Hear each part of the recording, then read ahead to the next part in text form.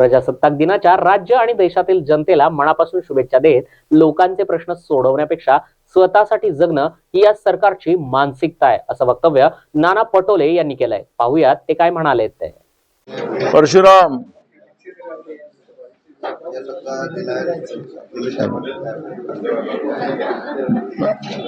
आज प्रजासत्ताक दिवसाच्या मी मनापासून राज्याच्या आणि देशाच्या जनतेला शुभेच्छा देतो आणि कायम आपल्या देशाचा तिरंगा हा चिरावी राहो, आकाशात नेहमी लहरत राहो, अशा सदिच्छा मी या ठिकाणी देतो आहे.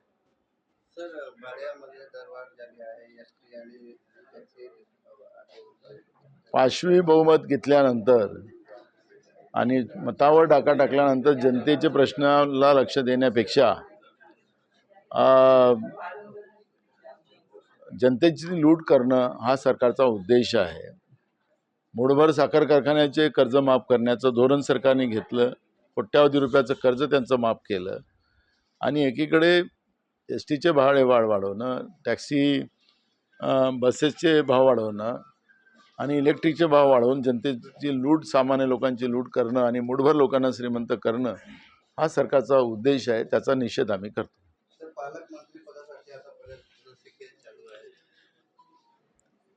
ही सरकार पाचवी बहुमत आणि जनतेच्या आशीर्वादाने आलेली नाही.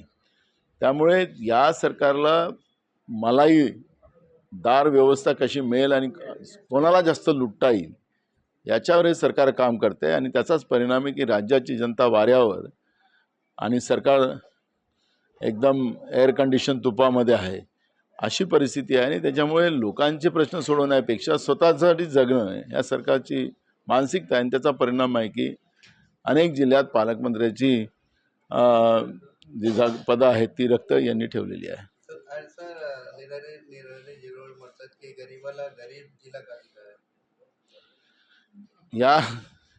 या सरकारमधला ताळमेळ कुठंच आपल्याला पाहायला मिळत नाही आणि हे सरकार आपल्या मरणानेच मरणार आहे, तर त्याला मरू द्या.